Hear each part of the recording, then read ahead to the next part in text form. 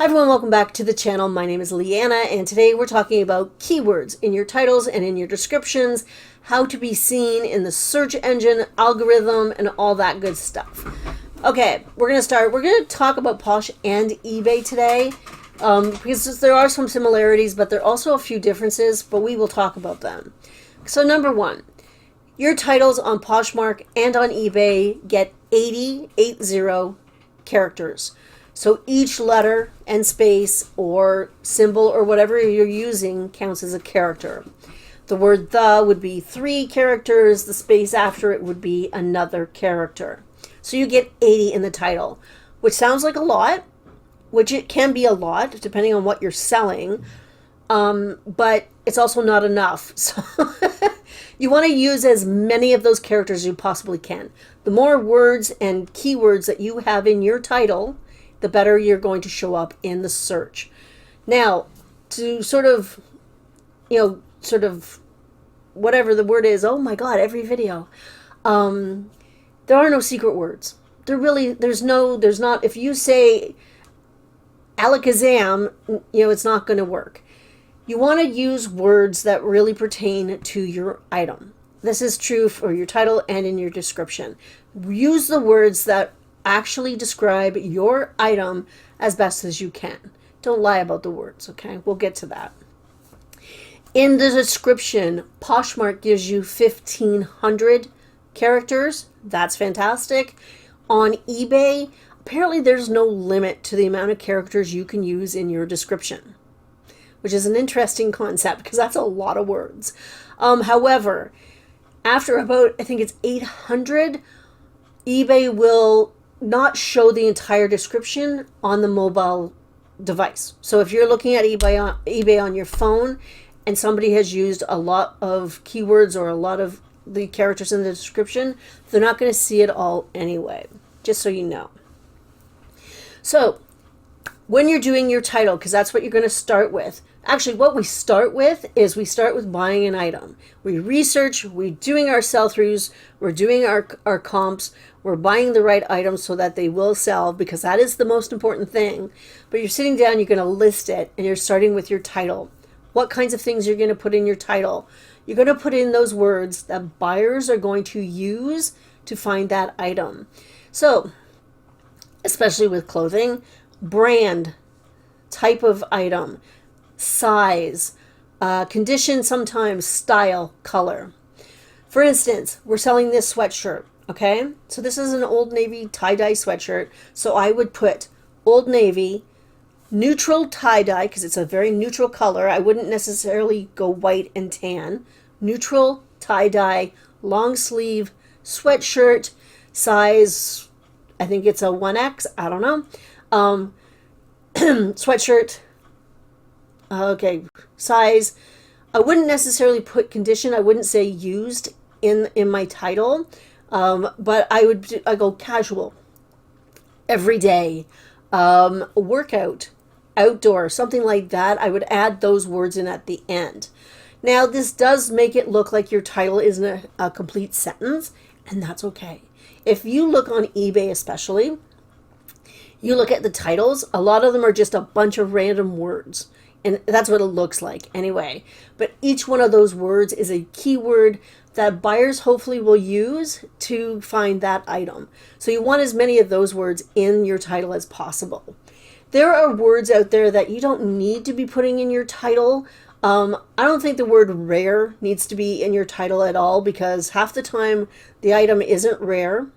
And I don't think a lot of people are using that word to search. Authentic, I don't even know if that works either. I understand why people do use it, but for me, if somebody says authentic in their title, it kind of turns me off. But that's just me. That's my opinion. You can be different, and that's okay. In your description, now this is where you can get really creative with your words. Again, you don't need complete sentences, and in fact, I would recommend that you do more of a point form keyword sort of description, because I find that if something has a big long paragraph, I don't read the paragraph. And we always complain that buyers don't read. So you want them to read. You want to make it easy as possible for them. So for me, a short form or just a sentence type of thing would be fine. I try to put all my keywords at the beginning of my description. I'll restate the brand, the color. I'll add in some more sort of style things like would look great with jeans or something like that. Sometimes, not all the time, because I get to a point with my listing and I'm just like, okay, we're going to take that title and we're going to rearrange it. We're going to put that in the description and add anything extra. Maybe it's 100% cotton. Maybe it is 100% silk. In the title, I might put silk or cotton, but I won't add in the 100%. I'll add in that in the description. I will put the material 95% cotton, 5% spandex, even though I have a photo of it. It's a double whammy. And then people with that word could be searching for that word, right?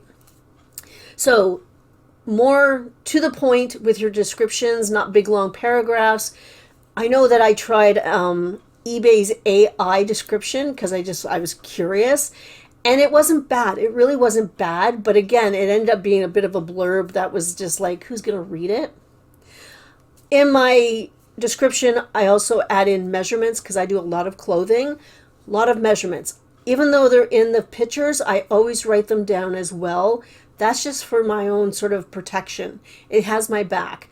Yes, I have photos because I like to show people where I measure things, but I also write it down just to say, hey, the measurements were all over the place.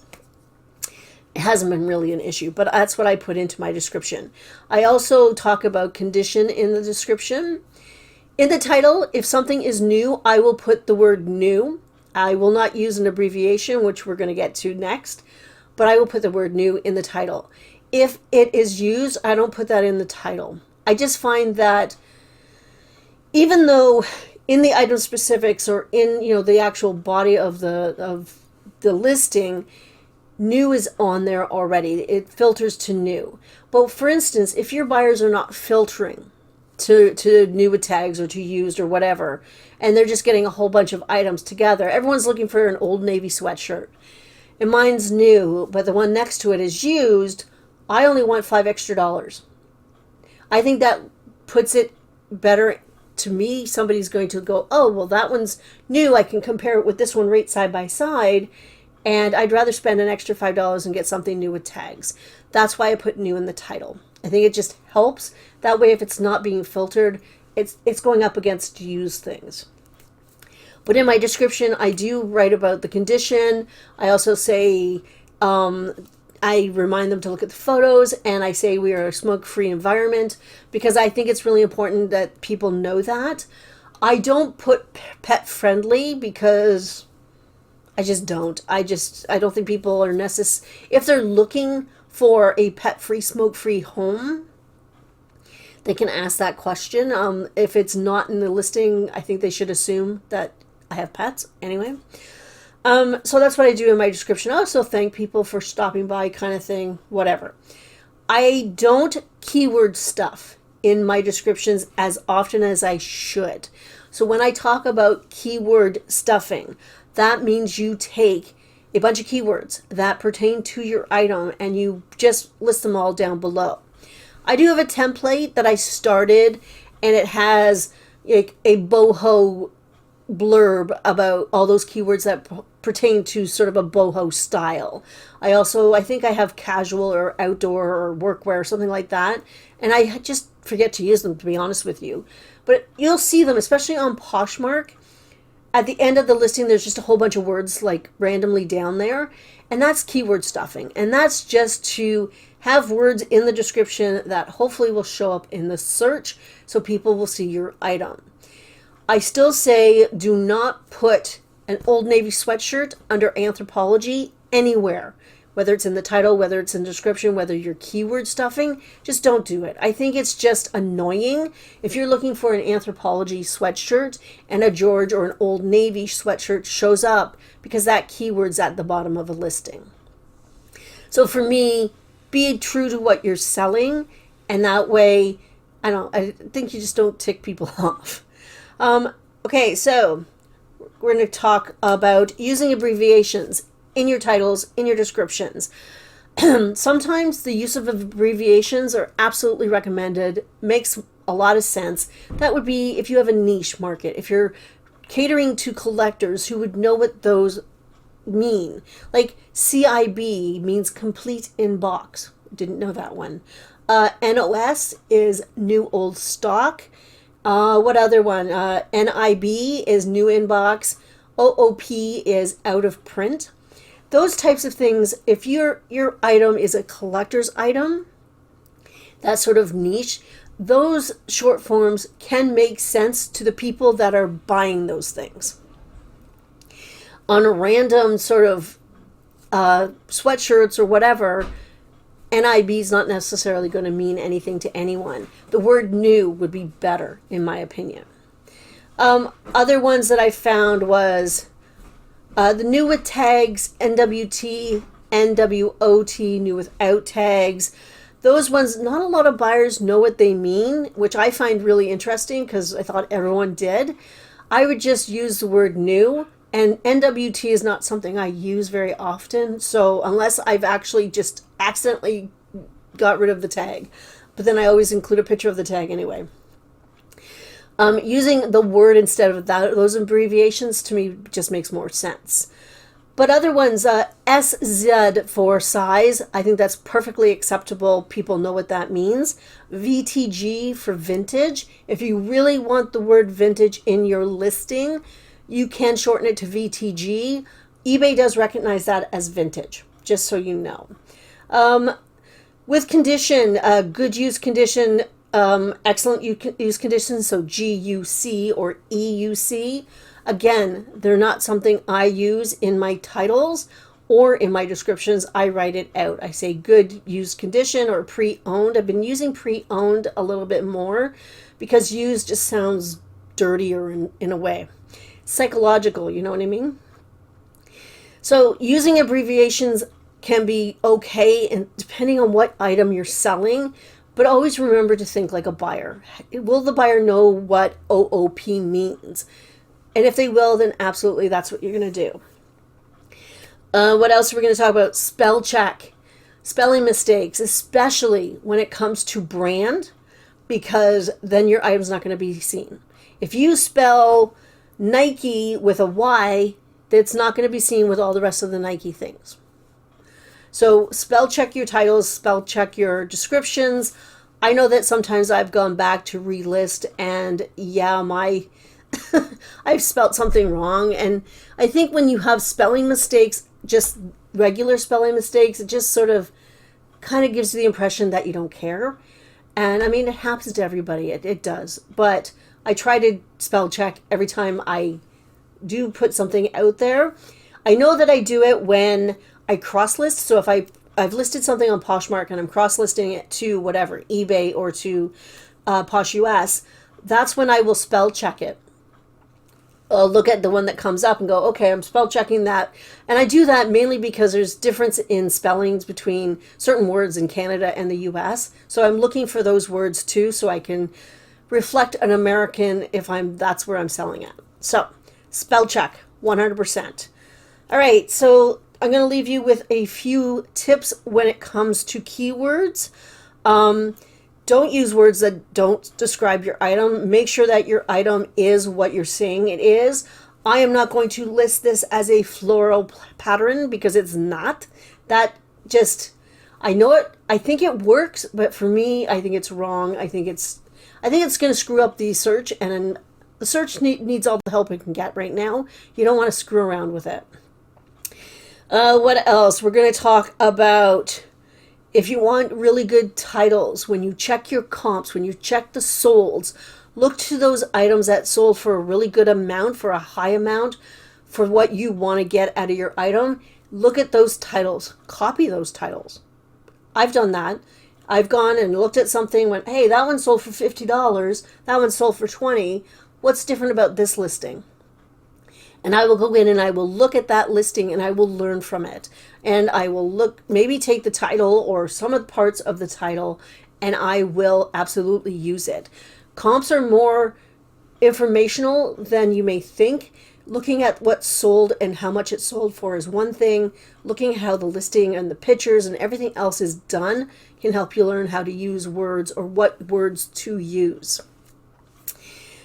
Another thing that I'm going to leave you with is don't overthink it. I understand that you want to use the best possible words. Absolutely makes sense to me.